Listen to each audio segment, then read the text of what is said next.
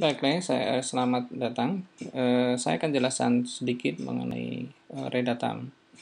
Akan dibagikan sebuah flash disk yang berisi program Redatam. Tinggal masukkan, kemudian double klik proses, dan tampilannya akan seperti ini. Data akan otomatis terbuka seperti ini sesuai dengan provinsi masing-masing.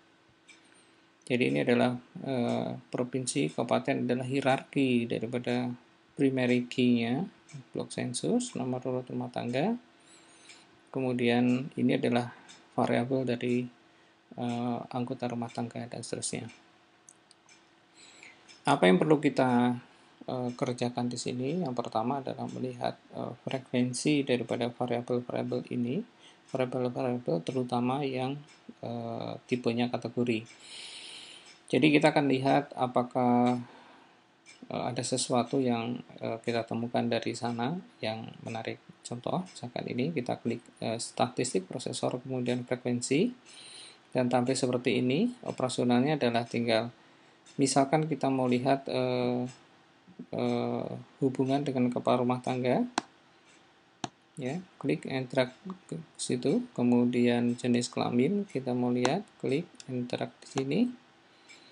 Kemudian yang lainnya misalkan agama, kita mau lihat seperti apa.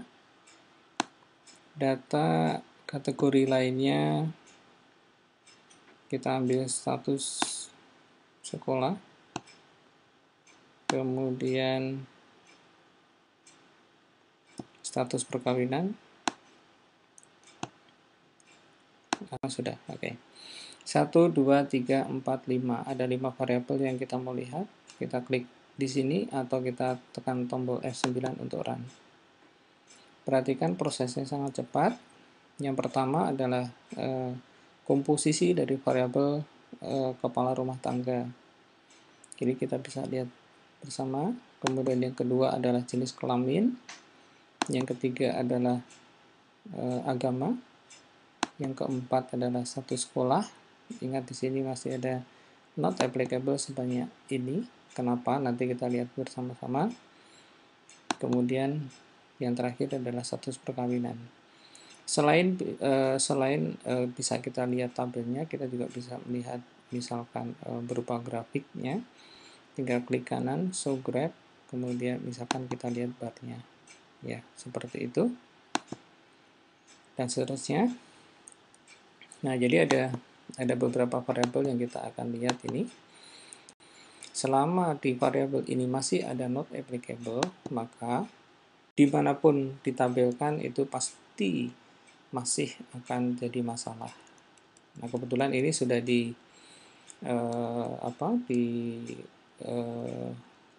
run menggunakan imputasi, sehingga ini sudah tidak keluar lagi yang not applicable. Ini adalah untuk satu variabel. Kalau kita mau melihat dua variabel, kita bisa gunakan fasilitas cross-tab.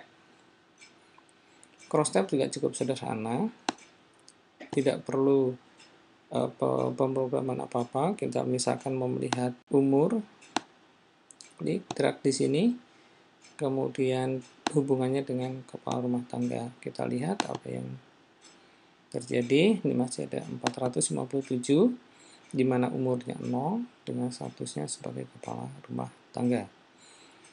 Yang lainnya kita bisa lihat komposisinya. Ini ada yang sampai di sini kemudian habis, ya. Dan kalau kita lihat ke bawah lagi, contoh yang menarik yang lainnya, ini bisa kita clearkan. Kita ganti dengan umur, kita lihat dengan status sekolah misalkan. Ya, dengan status sekolah misalkan.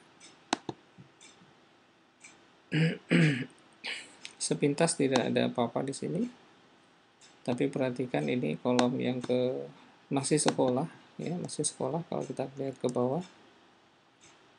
Nah, umur yang umur 84, 85, 86, 87 yang statusnya masih sekolah.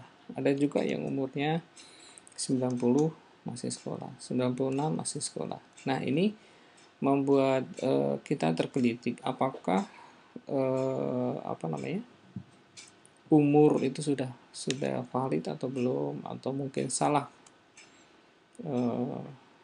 capturing atau dan berbagai masalah yang lainnya yang kita perlu curigai.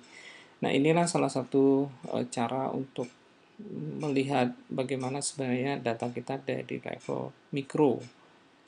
Dengan menggunakan data level mikro dan per variabel atau 2 variabel, dan kalau misalkan kita temukan masih ada ketidakkonsistenan, maka tabel-tabel yang akan dikeluarkan yang menyangkut mengenai variabel ini pasti juga nanti akan ada masalah ketidakkonsistenan juga. Demikian ini operasional dari Redatam yang cukup sederhana. Kenapa Redatam? Karena dipilih Redatam kenapa? Karena prosesnya yang sangat cepat. Perhatikan, prosesnya sangat cepat, lebih cepat dibanding SPSS maupun CS Pro.